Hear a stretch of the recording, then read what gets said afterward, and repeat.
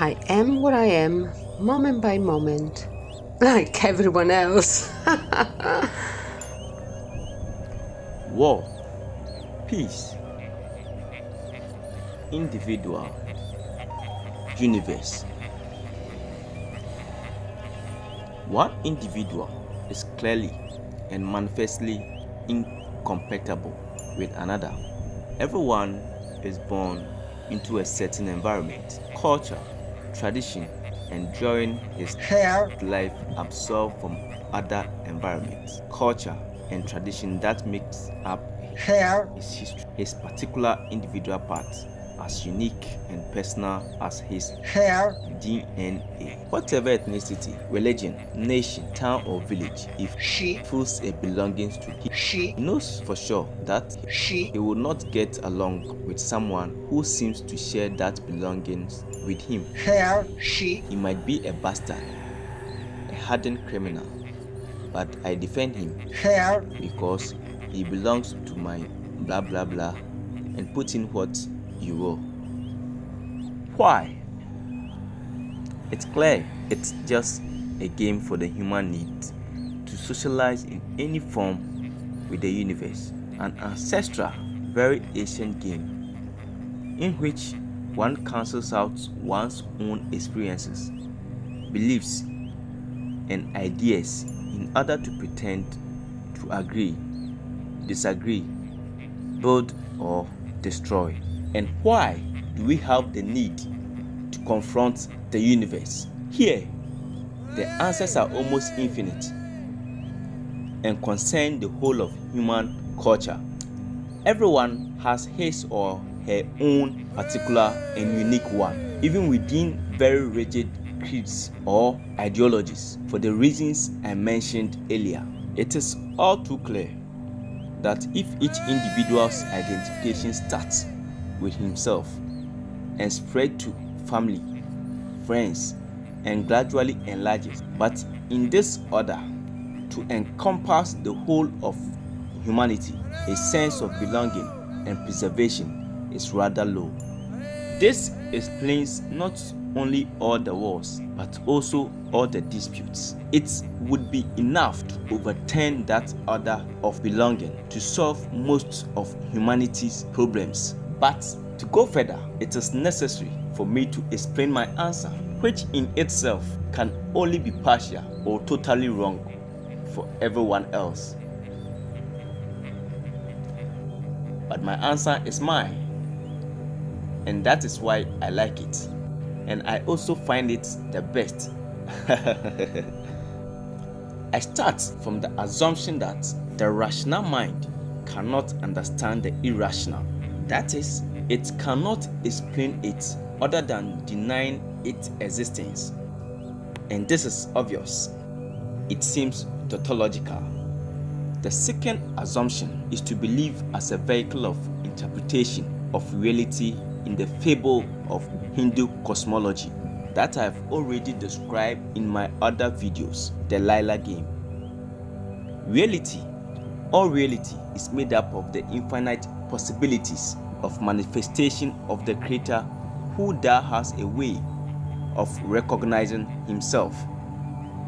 From this, it follows that the reality perceived by our senses, even the unconscious one, is all an illusion, a game, and the differences that we all observe are only the infinite variety of colors seen through a prism, but coming from a single white light. So why fight each other? To lash out at an opponent, make war. If we are all one thing, why? Again, I take my inspiration from Eastern philosophies, because we are all more or less ignorant, and instead of studying, learning, we tend to destroy the masters, so that temporarily we feel better. It's a bit like when the oil light comes on, we destroy the light. This example is taken from Began Ranish. I say this because I know how much his followers care about business. But where does this impulse come from to destroy what hinders us, rather than to reflect, to ponder, to know? It is the snake biting its own tail. The less ignorance there is of oneself and one's universe, the less external or internal distraction there is, and vice versa, of course.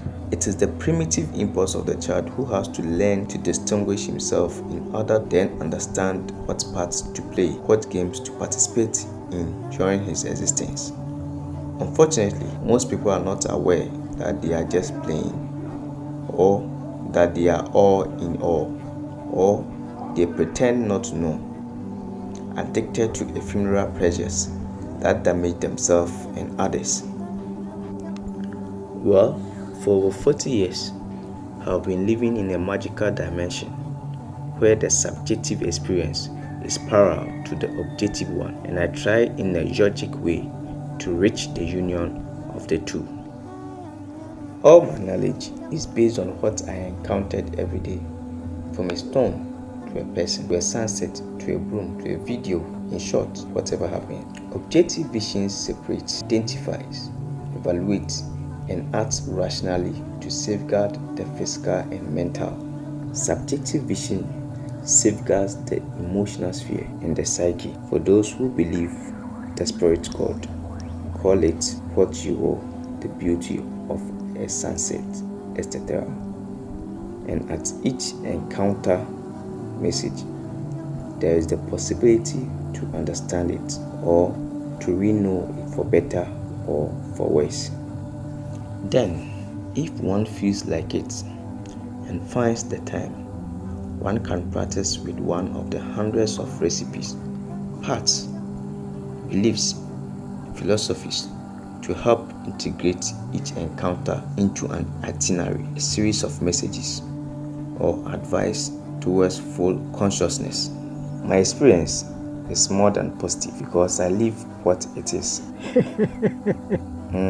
Okay, joking aside, a lot of fictitious combinations have happened to me in life that are impossible to explain with a possibility calculation.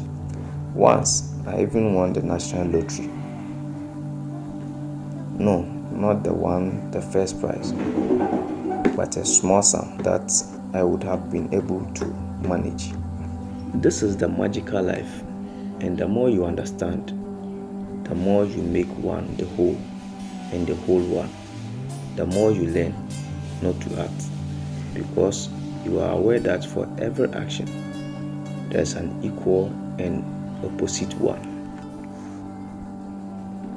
But it is a funny way to live, because you laugh at what you know, happy to recognize it, and at what you don't know, because you are amazed at such mysterious wonder. And then, it's based on a key to happiness, which I found one day while writing a book. Doing what I want and wanting what happens. That's how you are safe. This is my way, my answer, but not only mine. It is bullshit. It is fairy tale. It's an inspiration. It is partly wrong. It is totally wrong for everyone else.